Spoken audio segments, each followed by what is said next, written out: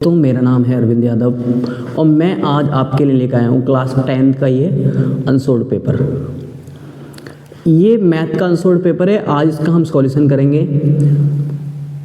दोस्तों, जिसने अभी भी मेहनत नहीं करी है और वो मेरे साथ अब भी लग जाएगा ना, तो 30 से 40 नंबर से पास हो जाएगा। और जो बंदा शुरू से मेहनत कर रहा है वो तो मज़े काट जाएगा फिर तो, क्योंकि वो तो शुरू से मेहनत कर रहा है। अब इसमें क्वेश्चन नंबर कहाँ तक करा दिया था? हमारी वीडियो जो हुई थी, वीडियो 8 हो गई थी, ये वीडियो नंबर 9 है। और सभी लोग सेशन में आ गए हों तो सेशन को लाइक, सब्सक्राइब एंड शेयर करना ना भूलें। अब क्वेश्चन नंबर यहाँ तक पहुँच गए थे हम। क्वेश्चन नंबर कहाँ तक पहुँचे थे? 24 तक करा दिया था पिछली वीडियो में। क्वेश्चन नंबर 24 है। और दोस्तों, जो शुरू से वीडियो बनी हुई है उसमें क्वालिटी इतनी अच्छी नहीं है, ये मुझे भी पता है। तो आप केवल बने रहें और वीडियो जैसे ही आप शुरू से लास्ट तक आएंगे तो देखेंगे कि वीडियो में जो क्वालिटी है वो हल्के हल्के इंक्रीज होती जा रही है। तो मैं आपसे वादा करता हूँ कि आप मेरे साथ जुड़े रहेंगे तो वीडियो में क्वालिटी एकदम क्लीन हो जाएगी, क्योंकि मैं हल्के हल्के क्या कर रहा हूँ, इंक्रीज कर रहा हूँ। अब क्वेश्चन नंबर कहाँ तक पहुँच गए थे हम? क्वेश्चन नंबर 24 करा देता। अब क्वेश्चन नंबर 24 का क्या कराएंगे? अथवा कराएंगे। 24 का अथवा क्या कह रहा है? जब एक सूर्य का उन्नयन कोण फाई से थीटा हो जाता है। एक सूर्य है, सपोज करो ये क्या है, एक सूर्य है। इसका जो उन्नयन कोण पहले कितना था?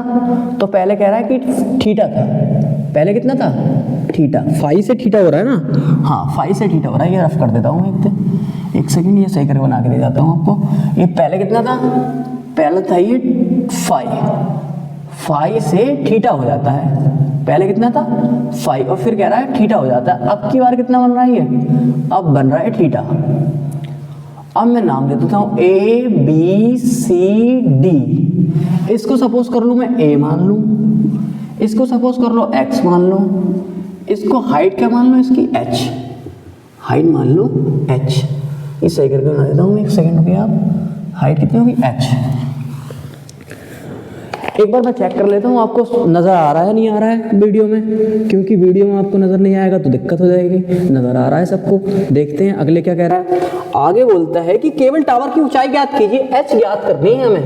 क्या निकालना है? एच की वैल्यू निकालनी है। तो लिख लेंगे, सॉल्यूशन करके लिख लेंगे, सॉल्यूशन डालेंगे, फिर लिखेंगे कि मान दिया है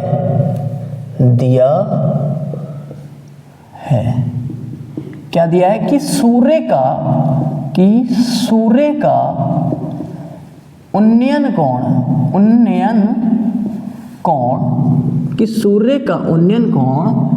फाई से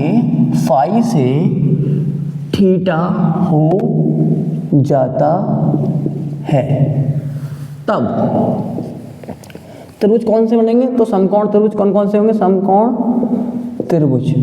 त्रिभुज कौन से हैं? देखो, एक है BAD। दोस्तों, जो कोण जो होता है वो बीच वाला होता है, जैसे ए है तो एक कोण कितना है यहाँ? देखो थीटा है। तथा त्रिभुज CBD में ये है भाई कोण होंगे। तथा त्रिभुज समकोण त्रिभुज CBD। यहाँ आप समकोण लिखना चाहें तो समकोण लिख लेंगे। एक बार रफ कर लेता हूँ मैं। देखो, ये समकोण लिखना चाहें तो समकोण लिख सकते हैं। तो समकोण एक सेकंड रुकिए, गलत हो रहा है बार बार। समकोण त्रिभुज CBD में है ना, CBD बनेंगे भाई। कौन ये है? नहीं है, मैं मत करो। चलो अब लिखते थे, अब दो त्रिभुज हैं तब समकोण ये होंगे। अब लिखते हैं कि त्रिभुज BAD में लिखेंगे तो BAD।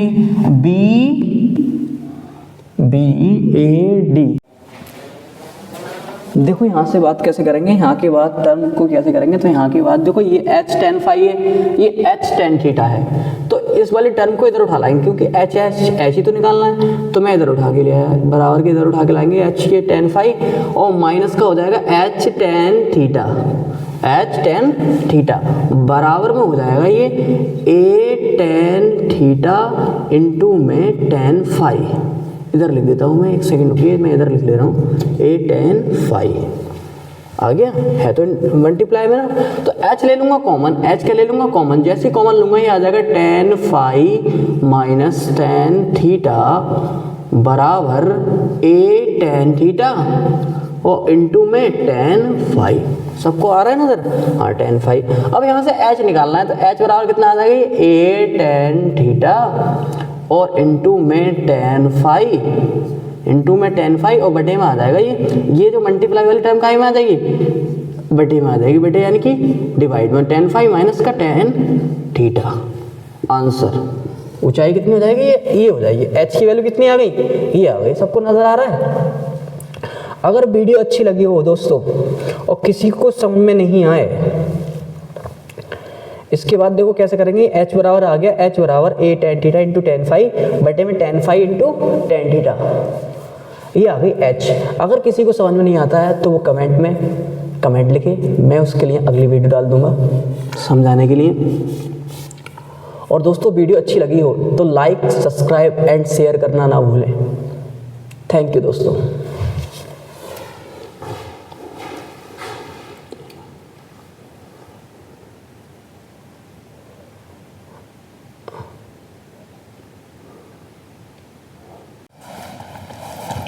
हेलो दोस्तों, मेरा नाम है अरविंद यादव और मैं आज आपके लिए लेकर आया हूँ क्लास 10th का ही अनसोल्ड पेपर। अब क्वेश्चन नंबर हम कहाँ तक हो गए थे, क्वेश्चन नंबर अथवा तक पहुँच गए थे 24 के। अब क्वेश्चन नंबर होगा 15। क्वेश्चन नंबर 15 क्या कहता है, देखो दो संख्याओं का योग 8 है, दो संख्याओं का योग कितना है, 8 है, तथा उनके वर्गों का व्युत्क्रम तथा उनके व्युत्क्रमों का योग कितना है, 8/15 है। तो संख्याएं ज्ञात करनी है, तो हम लिख लेंगे माना ये है 24। क्वेश्चन नंबर कितना है, 25 है, ये 25 क्वेश्चन को माना दो संख्या है ना, तो माना पहली संख्या क्या होगी, क्योंकि दो संख्या है ना, दो संख्या है, तो पहली संख्या कितनी होगी, तो मैं x मान ले रहा हूँ। क्या मान लूँ, x। और कह रहा है दो संख्याओं का योग कितना है, प्रश्नानुसार ही लिख दिया है उसने, प्रश्नानुसार लिख कह दे रहा हूँ मैं यहाँ पे, प्रश्नानुसार क्या कह रहा है, दो संख्याओं, दो अंकों नहीं संख्या, दो संख्याओं का योग कितना है, तो दो संख्याओं का योग है 8।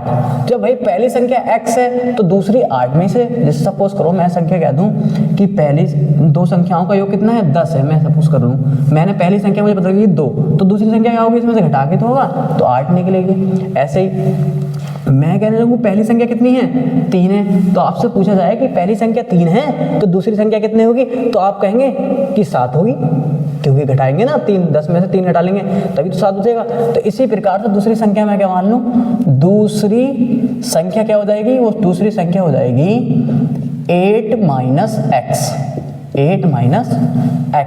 आगे पढ़ो क्या कह रहा है, देखो तथा उनके व्युत्क्रमों का योग, व्युत्क्रमों मतलब उल्टा कर दो, व्युत्क्रमों का मतलब उल्टा, ये दे रखा दिया है कि उनके व्युत्क्रमों का योग, व्युत्क्रमों का योग कितना है, यहाँ लिख दें संख्याओं के,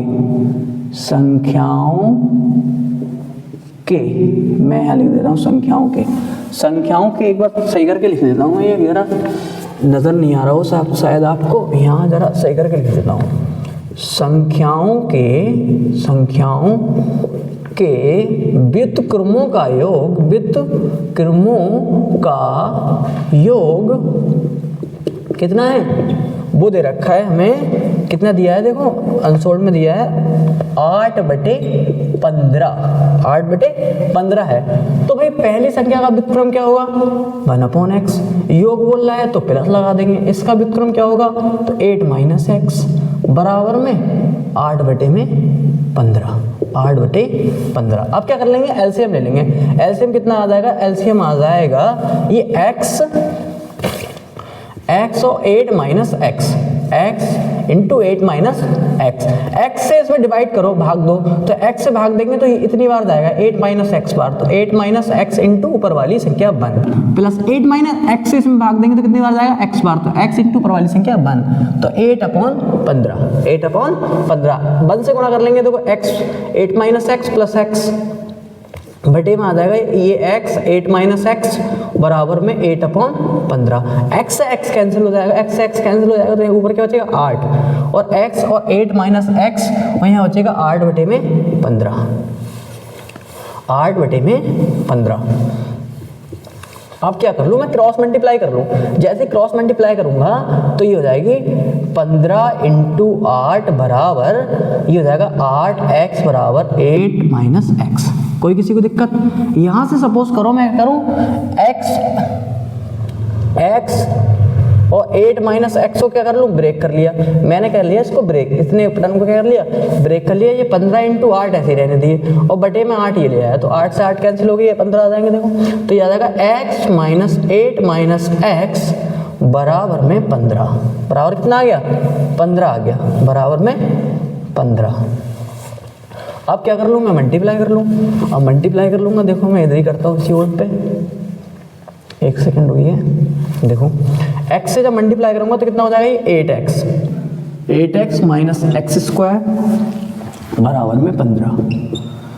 अब सपोज करो क्या करूं मैं कि एक्स स्क्वायर को इधर ले जाऊं, बराबर के इधर ले जाऊं, तो बराबर के इधर ले जाऊंगा तो प्लस का हो जाएगा प्लस के एक्स स्क्वायर और प्लस ये हो जाएगा, प्लस वाले कितने हो जाएंगे माइनस के 8x हो जाएंगे और ये प्लस का 15 पहले से ही है और बराबर में क्या हो जाएगा 0। किसी को कोई दिक्कत आई हो तो बताओ। 15 को तो मैंने ये ब्रेक ही कर लिया और ये वाली टर्म सारी इधर ले गया तो ये माइनस की हो गई। देखो ये वाली माइनस वाली प्लस की हो गई और प्लस वाली माइनस की हो गई और बराबर में ये वाला 0 इधर रख लिया। कोई दिक्कत किसी को?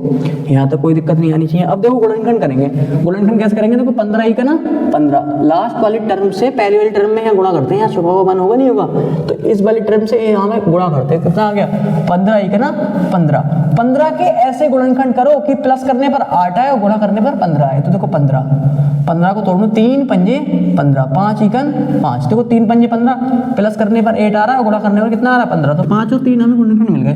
तो एक्स स्क्वायर इसको क्या लिख सकता हूँ 5 + 3 एक्स बराबर 0।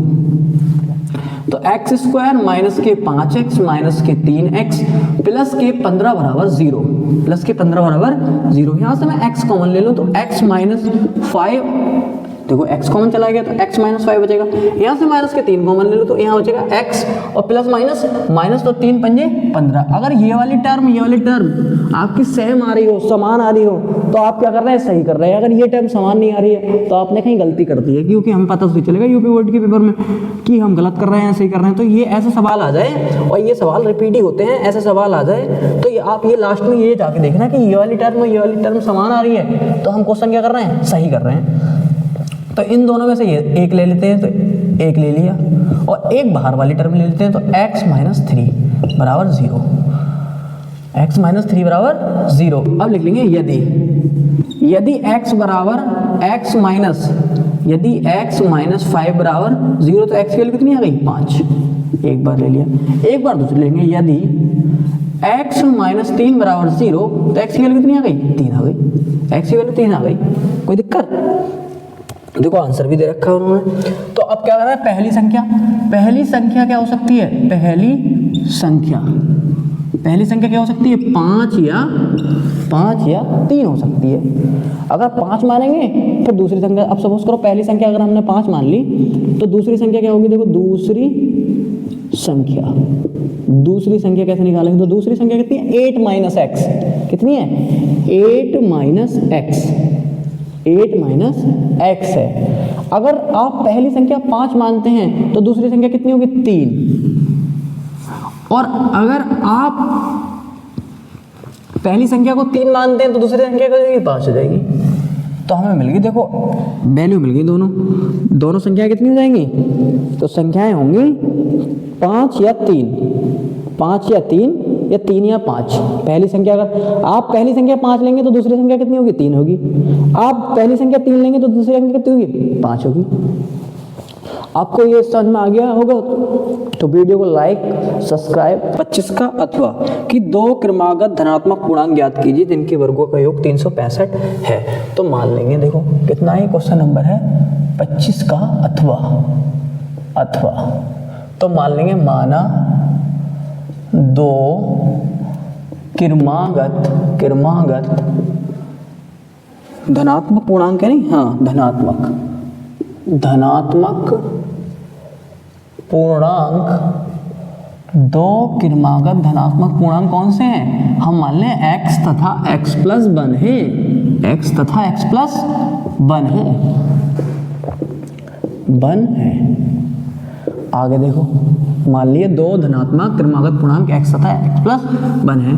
प्रश्नानुसार देखो, प्रश्नानुसार क्या कह रहा है कि उनके वर्गों का योग, धनात्मक पूर्णांक के वर्गों का योग जैसे करेंगे, वर्ग करेंगे तो स्क्वायर हो जाएगा, इसका भी वर्ग का योग कर लेंगे तो क्या हो जाएगा? स्क्वायर हो जाएगा। कितना है? 365 है। कितना है? 365। तो एक्स स्क्वायर यहाँ a प्लस बी का होल स्क्वायर खोल देंगे, a प्लस बी का होल स्क्वायर होता है a square plus b square plus 2a यानी कि x इंटू बी बराबर 365। जिसको भी याद नहीं हो a प्लस बी का होल स्क्वायर तो यहाँ लगाया ये फॉर्मूला, इधर मैं लिख देता हूँ आपको, a square plus b square plus 2ab plus 2ab, ये वाला फॉर्मूला लगाया है हमने। और ये तो सबको याद ही होगा, स्कूल में अगर ये फॉर्मूला याद नहीं है तो फिर क्या याद होगा? इतना सरल फॉर्मूला लगाया है मैंने, a square plus b square plus 2ab। कोई दिक्कत? तो देखो x स्क्वायर और ये x स्क्वायर और प्लस 2x, 2 ही का ना 2, और देखो प्लस का 1 तो रह ही गई है, तो प्लस 1 का स्क्वायर 1 और प्लस 2x बराबर 365। देखो x और x कितने हो गए? 2x स्क्वायर प्लस 2x बराबर कितना हो गया? ये 365, और इधर जाकर 1 क्या हो गया? माइनस का, तो ये आ जाएगा 2x स्क्वायर प्लस का 2x बराबर 364। यहाँ से 2 ले लूँ कॉमन, तो मैं ऐसे कॉमन लूँगा तो x square plus x equal to 364, तो x स्क्वायर प्लस x बराबर आ गया 364 बटे में 2, ये वाला बटे में पहुँच जाएगा। जैसे 2 से कट करेंगे तो x square plus x equal to आ गया ये 2 ही करना, 2 2 8 16 और 2 दूनी 4, 182। तो x square plus x minus का 182 बराबर 0। ये क्या बन गई? एक द्विघात समीकरण बन गई। अब जब द्विघात समीकरण बन गई, इसको कैसे तोड़ते हैं? तो लास्ट वाले टर्म की पहले वाले टर्म से क्या करते हैं? गुणा करते हैं। सपोज करो 1 छिपा हुआ होगा, नहीं होगा?